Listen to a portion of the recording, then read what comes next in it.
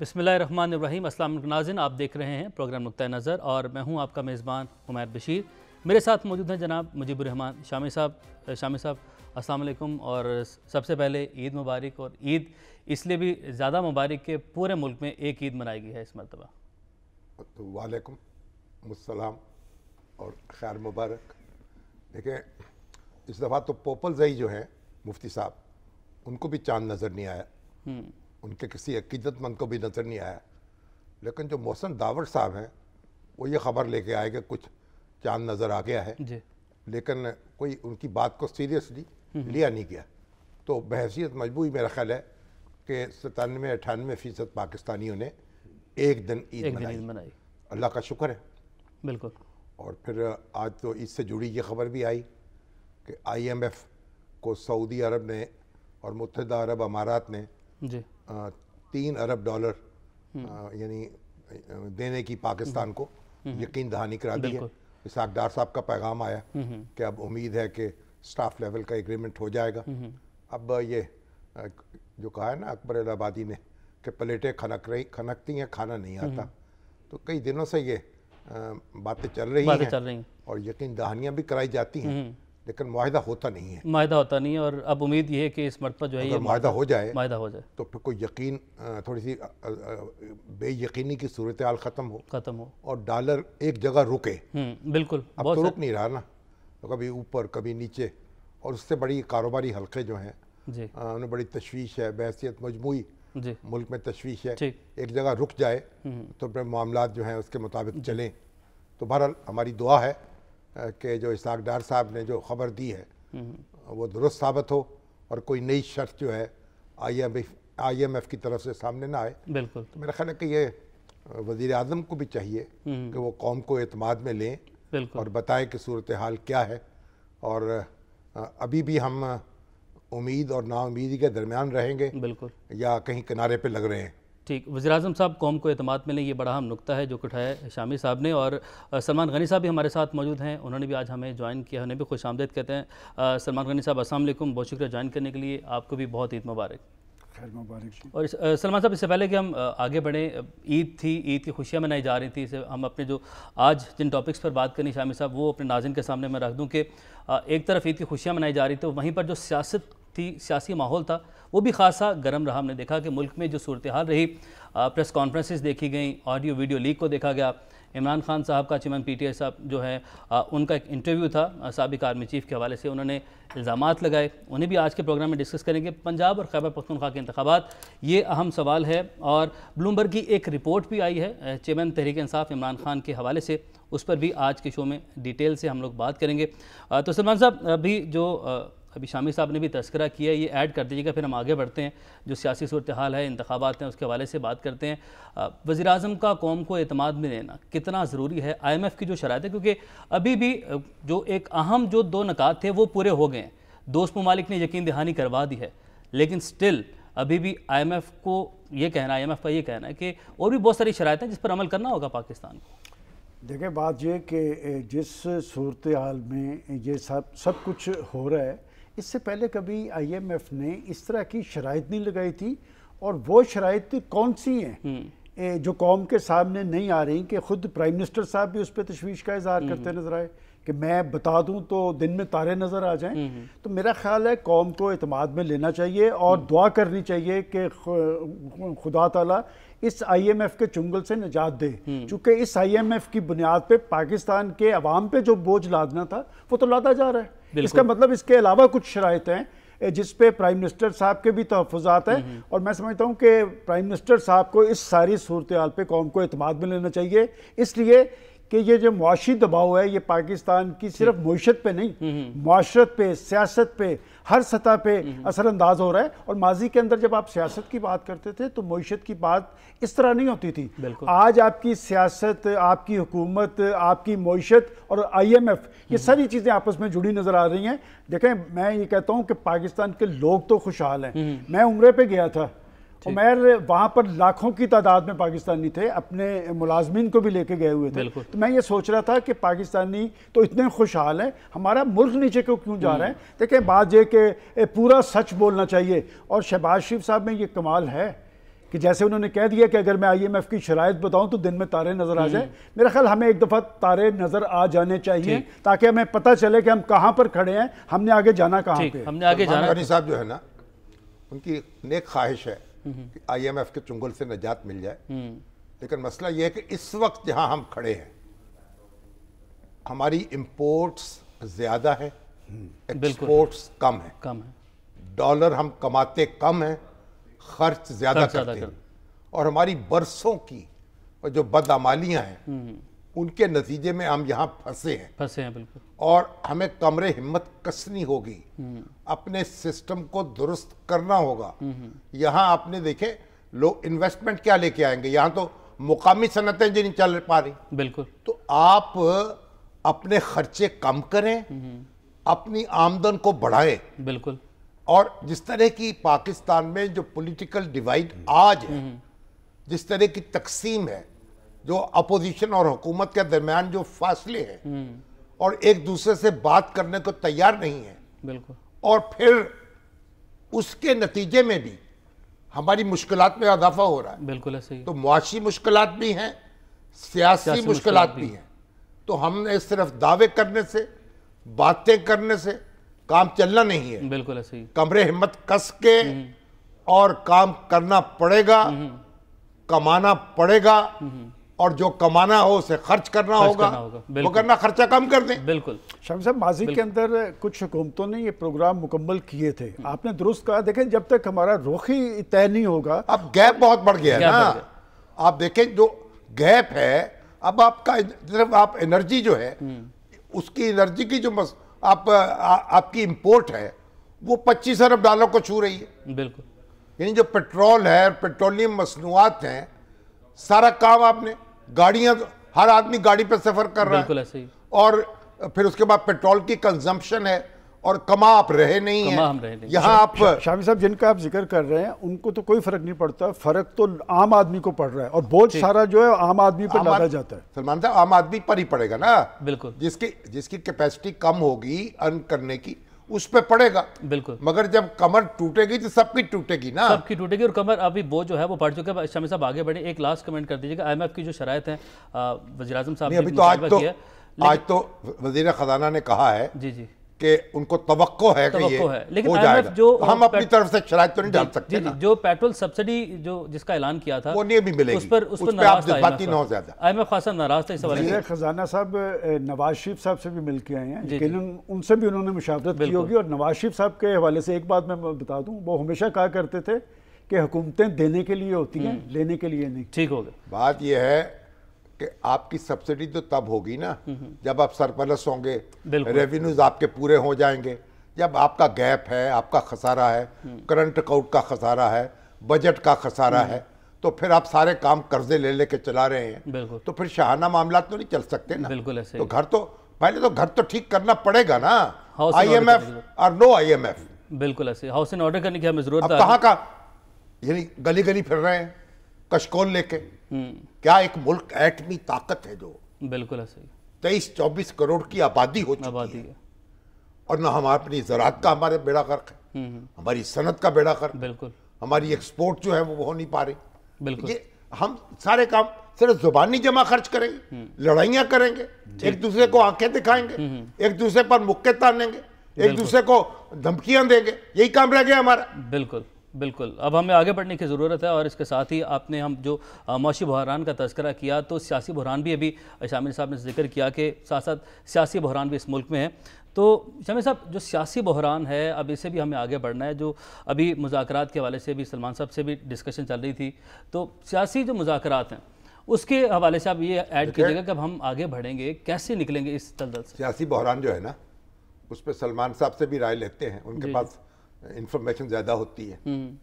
इस वक्त तो देखें 2 सूबाई असम्बलियाँ जो हैं उनके इंतखाबात का मरहला दरपेश है। बिल्कुल। एक पंजाब असम्बली और खैबर पख्तूनख्वा। और खैबर पख्तूनख्वा के बारे में भी कोई गुफ्तगू नहीं हो रही। सुप्रीम कोर्ट का सारा जोर पंजाब असम्बली पर है, और उसके लिए अब उसने तारीख दी हुई है 27 अप्रैल को हेयरिंग है।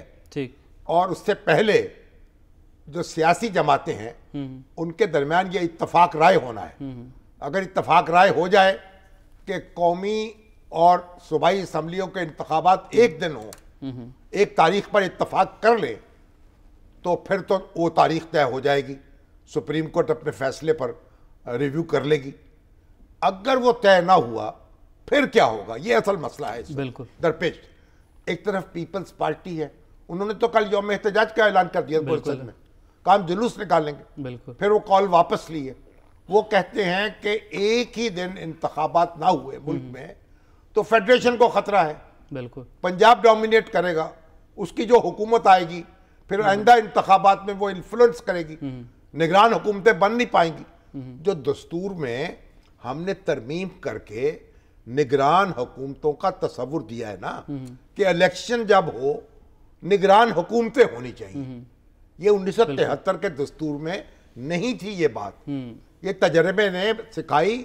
जब झगड़ा हुआ 1970 में, धांधली के इल्जाम लगे, नतीजे में मार्शल लॉ लगा, फिर ख्याल आया कि ऐसा इंतजाम होना चाहिए। फिर इंटरिम गवर्नमेंट का तस्वुर आया, दस्तूर में तरमीम की गई कि अब जब इंतखाब होगा किसी भी असम्बली का, वहां उस सूबे में भी और मरकज में, और वो इंटरिम गवर्नमेंट होनी चाहिए, ठीक, एक ही दिन इंतखाब होना चाहिए। ठीक। लेकिन जब ये असम्बली, ये सोचा नहीं गया कि अगर कोई असम्बली पहले तहलील हो जाए, चीफ मिनिस्टर या वजीर आजम पहले तहलील कर दे, ठीक, फिर क्या होगा। बिल्कुल अब मखमसा ये है, दो असम्बलियों के इंतखाबात अब अगर होते हैं तो चंद माह के बाद फिर कौमी असम्बली के इंतखाबात होने वाले, वहां सूबाई हुकूमतें जो होंगी वो सियासी होंगी, निगरान नहीं कायम हो सकेंगी, निगरान नहीं काम। इसलिए मसला जो है बार बार तवज्जो दिलाई जा रही है कि सियासी जमातें इकट्ठी होकर को थोड़ा सा आगे पीछे करके एक तारीख पर अपना इत्तफाक कर ले, और 90 रोज तो अब गुजर चुके ना, बिल्कुल गुजर और गए। सुप्रीम कोर्ट को जाकर दरखास्त दे दें। बिल्कुल अब अभी कोई बातचीत नजर नहीं आ रही है, यानी कोई ऐसा कोई ग्रीन सिग्नल नहीं मिल रहा, कुछ बात का इशारे तो है। और अभी तो इमरान खान साहब ने तो टिकट बांट दी है बिल्कुल पंजाब असम्बली के, उस पर तो हंगामा फसाद बरपा है, उनके अपने कारकुन एहतजाज कर रहे हैं। मुस्लिम लीग नून के लोगों ने नॉमिनेशन पेपर्स फाइल कर दिए हैं, अभी टिकट उनके तय नहीं हुए। ठीक, मुस्लिम लीग नून जो है वो कुछ इसमें हेज पेश पसोपेश का शिकार नजर आती। तो पूछते सलमान गनी साहब, सलमान साहब आपकी क्या इत्तला है, क्या ये होने, मुस्लिम लीग नून क्या करने वाली है? देखिए शाहिद साहब, जो बात आपने कर दी है, एक्चुअल ज़मीनी हकाइक तो यही हैं। ये सारी सूरत क्यों कर तारी हुई, इससे पहले कभी ऐसे नहीं हुआ था। और जो दो असम्बलियाँ तोड़ी गई, आपने इशारा दे दिया। देखें, दो असम्बलियों के इलेक्शन हैं, आप सिर्फ पंजाब की बात कर रहे हैं, सुप्रीम कोर्ट ने भी सिर्फ पंजाब की बात की है, पख्तूनख्वा की कोई बात नहीं कर रहा। और इसी वजह से एक कन्फ्यूजन तारी है। जहाँ तक एक दिन के इंतखाबात की बात है, तो मैं इमरान खान साहब को कोट करूँगा कि जब सुप्रीम कोर्ट ने फैसला दिया पंजाब का, खान साहब रिकॉर्ड पे हैं, उन्होंने कहा कि नहीं, एक इलेक्शन होना चाहिए और आगे की तरफ बढ़ना चाहिए। इसका मतलब ये सारी टेक्निकलिटीज़ का उनको भी पता है। और जहाँ तक उन्होंने टिकट्स दे दिए या जिनको टिकट नहीं मिले, एक गैर यकीनी की शामी साहब सूरत हाल है। आप मुझे बताएं कि आप भी लाहौर के अंदर मूव करते हैं, किसी हल्के में कहीं इंतखाबी फ़ज़ा आपने देखी है? मैं पंजाब से के लोगों से पूछता हूँ, किसी जगह पे कोई इंतखाबी फ़ज़ा नहीं, एक गैर यकीनी की सूरत हाल है। मेरे ख्याल में 26 और 27 अप्रैल के दिन बड़े इंपॉर्टेंट है। 26 तक कहा गया कि पॉलिटिकल पार्टीज आपस में कर लें बात, और 27 इससे पहले उमर पाकिस्तान की पॉलिटिकल फोर्सेस इतनी ही माजराई में बैठ के फैसले कर लिया करती थी, निगरान हुकूमतें भी बन जाती थी, इलेक्शन भी आते थे, रिजल्ट्स भी तस्लीम कर। इस दफ़ा क्यों नहीं हो रहा? मैं समझता हूं कि इनको एक एक कदम पीछे आना पड़ेगा सबको। देखें, जब फेडरल गवर्नमेंट भी कहती है कि जी अक्टूबर में इलेक्शन, मैं शामी साहब आपकी भी मुलाकात हुई थी, प्रेसिडेंट साहब का फार्मूला यही था कि 2-3 माह वो पीछे आ जाएं, 2-3 माह ये आगे चले जाएं। मैं समझता हूं कि सियासतदानों के पास वक्त कम है, और मुझे सुप्रीम कोर्ट के अंदर से कोई हल निकलता नज़र नहीं आ रहा। इसलिए कि सुप्रीम कोर्ट पाकिस्तान के अंदर जो सियासी तकसीम थी या अवाम में तकसीम थी, आज की सुप्रीम कोर्ट के तो अंदर खुद तकसीम है। लिहाजा फैसला वही होगा जो पॉलिटिकल। और देखें, ये मामला सियासी है, ये मामला अदालती नहीं है। सियासी मामले का सियासी हल ही कारगर होगा, अदालती फैसला कुछ भी होगा। एक अच्छी चीज़ नहीं हुई कि पाकिस्तान की अदालत उज़्मा की एक इज्जत व तकरीम थी और कुछ फैसलों की वजह से मैं समझता हूँ उनके आगे भी एक सवालिया निशान खड़ा है। और इस वक्त भी मौका पाकिस्तान में एक शख्स के पास है, वो पाकिस्तान के चीफ जस्टिस हैं उमर अताब बंदियाल। अगर वो फुल कोर्ट पहले बना देते तो मामला रिजॉल्व हो चुका होता। अब भी मैं समझता हूँ उनके पास ऑप्शन मौजूद है, वो अपनी अदालत उज़्मा को भी बचाएं और कौम को भी बचाएं और अदालत उज़्मा एक रहनुमाई का फरीज़ा अदा करे। हमेशा अदालत उज़्मा का फैसले की वजह से पाकिस्तानी कौम को रहनुमाई मिली है, पाकिस्तान के सियासतदानों को रहनुमाई मिली है, उनके फैसले तस्लीम हुए हैं। अब उनके फैसले क्यों तस्लीम नहीं हुए, उन्हें इस पर ज़रूर सोचना चाहिए। सलमान गनी साहब देखें, जो टेक्निकली तो सुप्रीम कोर्ट के जो चीफ जस्टिस हैं, जो बेंच वो बनाएंगे वही बेंच कहलाएगा, ठीक, उसी का फैसला सुप्रीम कोर्ट का फैसला कहलाएगा। अगर सियासतदान इत्तेफाक नहीं करते तो अगर वो जो 14 मई की तारीख है वो इस पर इसरार करते हैं और हुक्म देते हैं वाज़े तौर पर हुकूमत को कि आप पैसे रिलीज करें और उसको वायलेट किया जाता है, तो उसके बड़े संगीन नतायज हो सकते हैं। देखिए, सुप्रीम कोर्ट जो है कौमी असम्बली की किसी करारदाद की वजह से सुप्रीम कोर्ट का हुक्म साकत नहीं हो सकता। सुप्रीम कोर्ट को यह दस्तूरी तौर पर इख्तियार हासिल है कि वो जो फैसले हैं इंतजामिया के, जो कानून बनाए हुए हैं अदलिया अपना मुकन्नना के, उन पर नजरसानी कर सके।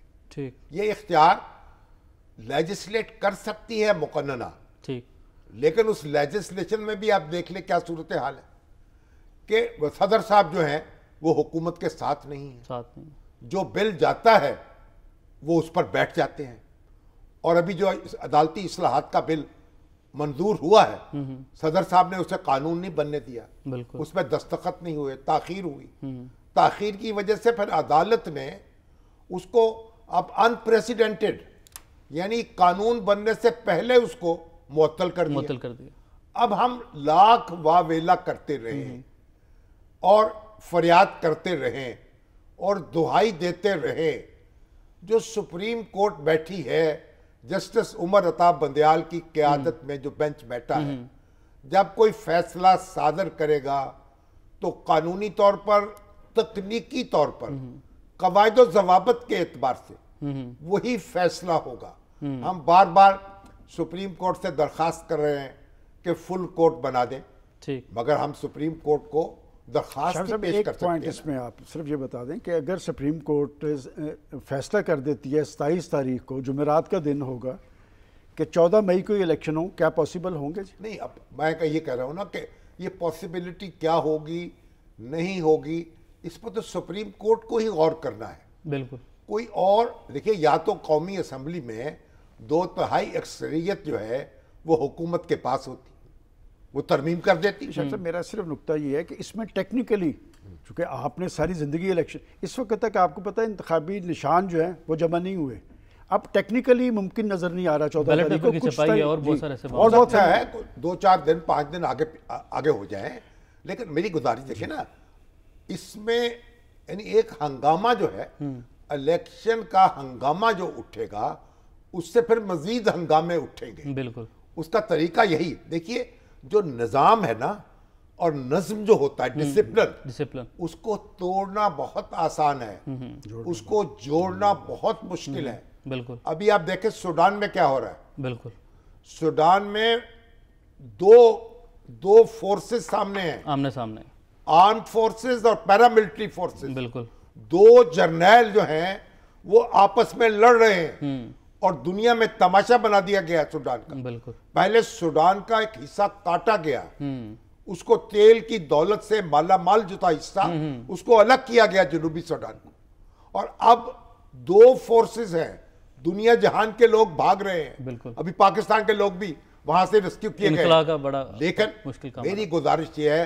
मैं बसद अदब अर्ज करता हूं हमारे चीफ जस्टिस साहब से भी, हमारे वजीर आजम साहब से भी, हमारे लीडर ऑफ द ऑपोजिशन साहब से भी, खुदा के लिए आप कोई इस कौम पर रहम खाएं।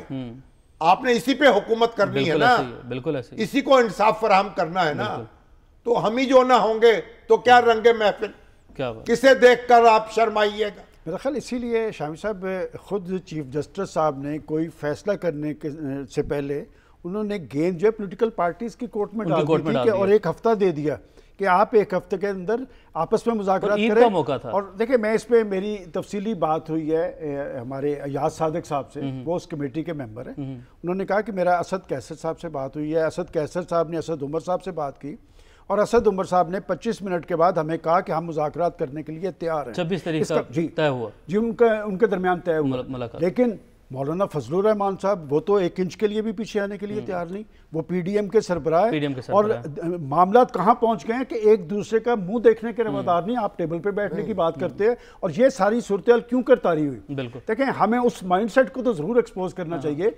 माजी के अंदर शामी साहब एक तारीख है, जुल्फ़िकार अली भुट्टो साहब इंडिया जा रहे थे तो सारी लीडरशिप ने उन्हें अलविदा कहा। शिमला मुआहदा से पहले इससे पहले बड़े इश्यूज पे तौफीक मोहम्मद गए, जी बिल्कुल, जेल से बुला के मौलाना मदूदी को, जी खान अब्दुल वली खान, शाह अहमद नूरानी साहब, सारे लोग अपोजिशन के अब साथ क्यों नहीं हो सकता? अब क्यों नहीं हो सकता? मैं समझता हूं कि शामी साहब बड़ी माजरत के साथ अब पाकिस्तान की पॉलिटिक्स में कुछ लोग ऐसे आ गए हैं जो समझते हैं कि हमने जो कहा है वही होना चाहिए। तो ये नहीं है, ये जमहूरियत नहीं है।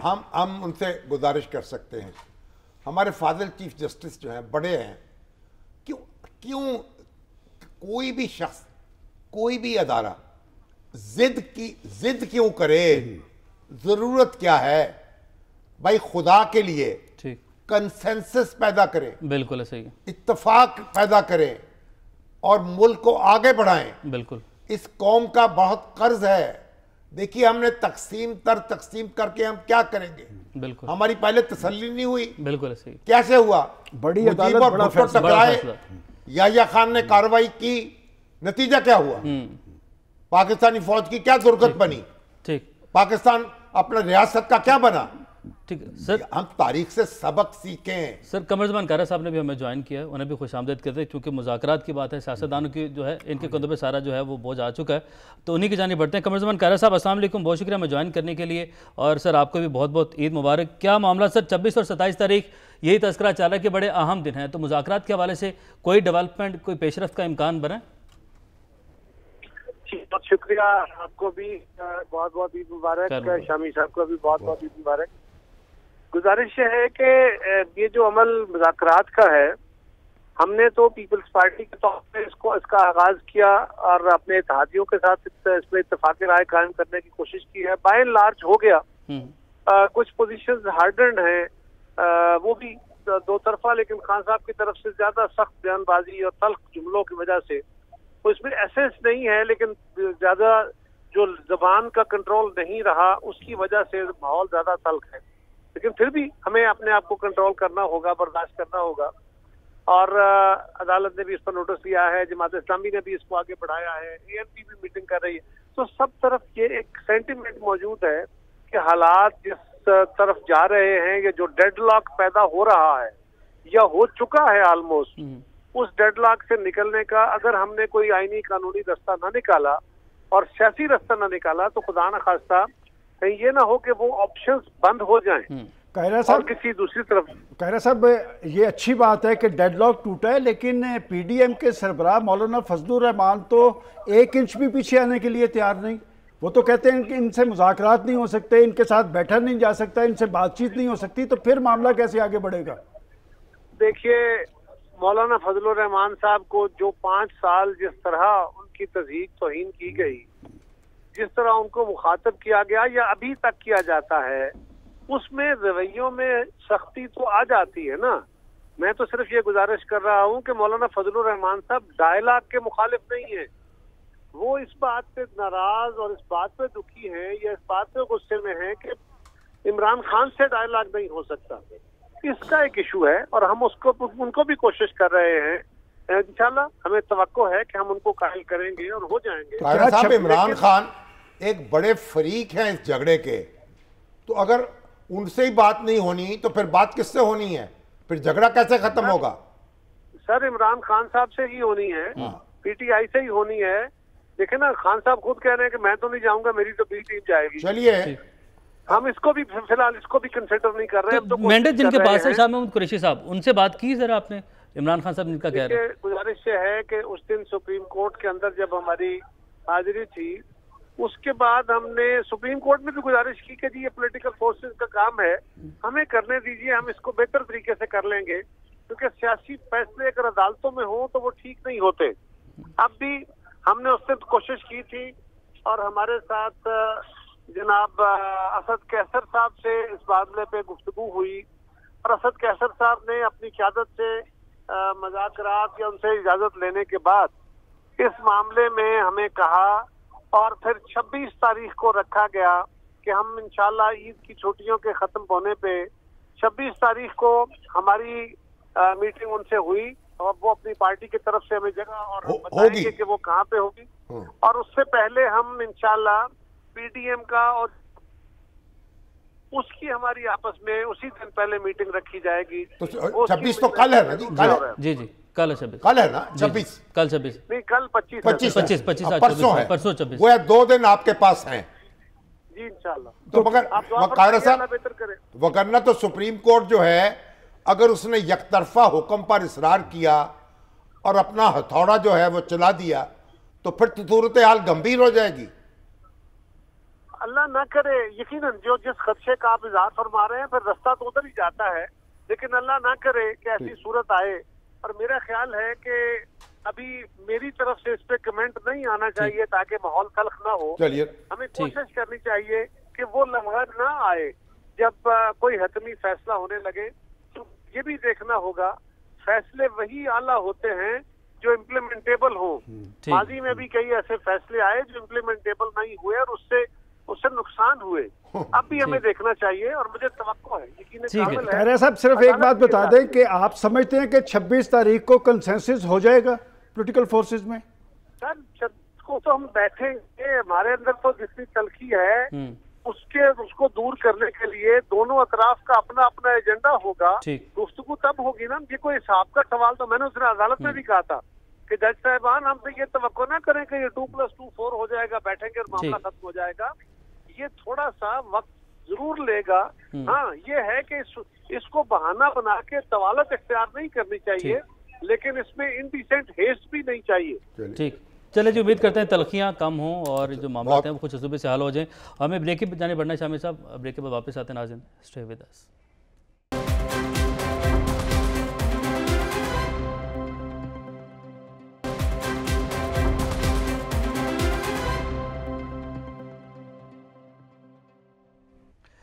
वेलकम बैक नाज़रीन, और प्रोग्राम के इस हिस्से में बात करेंगे साबिक वज़ीर-ए-आज़म इमरान खान ने एक मरतबा फिर से साबिक army chief general Qamar Javed Bajwa के ऊपर एक इंटरव्यू के ज़रिए बहुत सारे इल्ज़ामात लगाए हैं। तो उनका क्या कहना था? ये एक इंटरव्यू था जो कि निजी चैनल पर दिया गया साबिक वज़ीर-ए-आज़म इमरान खान की जानिब से। तो शामिर साहब, बहुत सारे इल्ज़ामात हैं और उनका ये भी कहना है कि पंजाब और खैबर पख्तूनख्वा की हुकूमतें भी इन्हीं के कहने पर उन्होंने गिराई। नहीं, देखे ना, जब ये हुकूमतें गिराई हैं या कौमी या असम्बलियाँ तहलील हुई हैं, उस वक्त तो बाजवा साहब रिटायर हो चुके थे। बिल्कुल, यही सवाल सबसे अहम। इसलिए अगर उन्होंने ये बात कही भी होगी तो एक मशवरे के तौर पर कही होगी, कोई हुक्म तो नहीं था ना, और फैसला तो हुक्म तो नहीं दे सकते थे। तो ये खान साहब का फैसला तो अपना था और परवेज़ इलाही तो बेचारे गिड़गड़ाते रहे, चिल्लाते रहे, बार बार जाते रहे, तो खान साहब ने बात नहीं सुनी। लेकिन बहरहाल असम्बलियाँ तहलील कर दी। अब जिस तरह उनका ख्याल था कि दबाव बढ़ेगा हुकूमत पर, कौमी असम्बली भी तहलील हो जाएगी, दूसरी सूबाई असम्बलियाँ भी तहलील हो जाएंगी और फिर पूरे मुल्क में इंतखाब कराना पड़ेगा, वो तो पूरा नहीं हुआ। बिल्कुल, अब तो ये उलझन पड़ गई है कि इंतखाब पहले कैसे हो जाए इन 2 असम्बलियों का। और ये आइन जो है उसमें जो तरमीम हुई है, मैंने पहले भी अर्ज़ किया, उसके हवाले से एक मखमसा पैदा हुआ है। बिल्कुल, अब इसका कोई हल निकालना पड़ेगा जब कौमी असम्बली जो है पूरी ताकत से मौजूद होगी।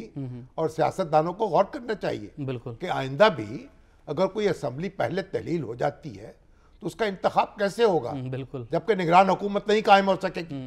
तो इसका यानी जो दस्तूर की 2 दफात हैं वो आपस में टकरा रही हैं। बिल्कुल, उसकी कोई सूरत निकालनी पड़ेगी ना इंटरप्रिटेशन करके। इसलिए अब ये मखमसा है और खान साहब अपनी बात कर रहे हैं। खान साहब सिर्फ 90 दिन वाली बात कर रहे हैं कि 90 दिन में इंतखाब होनी चाहिए, और दूसरे जो हैं वो कर रहे हैं कि निगरान हुकूमतें होनी चाहिए इंतखाबात के मौके पर। तो अब ये तो जैसे देखें ना, आप कुरान करीम में है ना कि जब मत जाओ करीब नमाज के जब तुम नशे की हालत में हो, तो अगर आप कहें बस इतना टुकड़ा पढ़ लें, मत जाओ करीब नमाज के, और कहो कि कुरान ने कहा है नमाज ना पढ़ो, बिल्कुल, तो फिर तो बात नहीं बनेगी ना। बिल्कुल, दूसरा टुकड़ा भी साथ पढ़ना पड़ेगा, और फिर आगे दूसरी आयत भी देखनी पड़ेगी ना, जहाँ शराब वैसे ही हराम हो चुकी। बिल्कुल ऐसे ही। तो इसलिए दस्तूर भी जो होता है उसको सारा मिला के पढ़ती है, मिला कर पढ़ा जाता है। तो उसको यानी कौन सी दफा अगर दूसरी दफा से टकरा रही है, अब दो दफा टकरा रही है। एक तरफ 90 दिन का इलेक्शन है और क्या 90 दिन में इलेक्शन होना चाहिए असेंबली तहलील होने के बाद। दूसरी तरफ ये सवाल पैदा हो गया कि फिर अगर ये इलेक्शन जो होंगे, जब कौमी असेंबली का इलेक्शन होगा तो निगरान हुकूमतें नहीं होंगी बिल्कुल सूबों में। तो अब इसका हल जो है निकालें सियासतदान बैठ के, और फिर उसके बाद कोई तरमीम करनी पड़े दस्तूर में। बिल्कुल सलमान साहब, अब जो तरमीम है वो तो बात साथ साथ चल रही है, लेकिन इमरान खान साहब का जो सबसे बड़ा खदशा है वो खदशा भी उनका गालिबन यही है कि अक्टूबर में भी इंतखाबात नहीं उनको मिलने जा रहे। देखिए उमर, जो शख्स जितने बड़े मनसब पे होता है ना, उसे बात उतनी ही जिम्मेदारी से करनी चाहिए। आज उनका टारगेट बाजवा साहब हैं, इसलिए बाजवा साहब हैं कि बाजवा साहब बोल नहीं सकते, उनकी एक टेक्निकल मजबूरी है। कल को बाजवा साहब की वो जब पाबंदी ख़त्म होगी तो बाजवा साहब भी बोलेंगे, और एक शख्स को बार बार बैठ के कहना झूठा।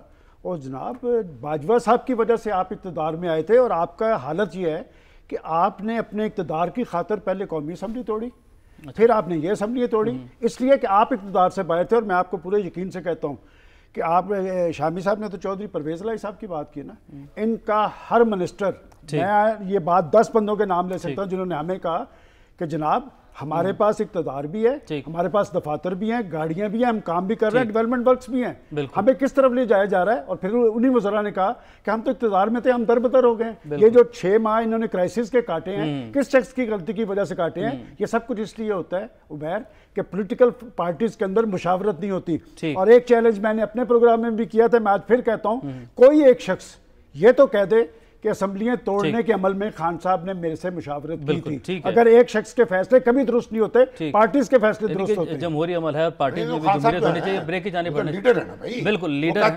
लीडर, लीडर होता है बस, बाकी फॉलोअर है। सारे कहते हैं जो वो फैसला करेंगे वो मंजूर होगा। खान साहब कहा किससे मशवरत, वो तो कहते मैं अपने पत्ते लगा के रखता हूँ सीने पे लगा के बताता नहीं हूँ, लेकिन वो बहुत से लोग फिर वो बता भी देते हैं, दूर दूर बातें पहुंच जाती हैं। चले जी, अब जो उसके नतायज हैं वो भी सबके सामने ही है। अभी हमें इसी बात का ब्रेक की जाने बढ़ना। नाज़रीन वापस आएंगे इस ब्रेक के बाद, स्टे विद अस।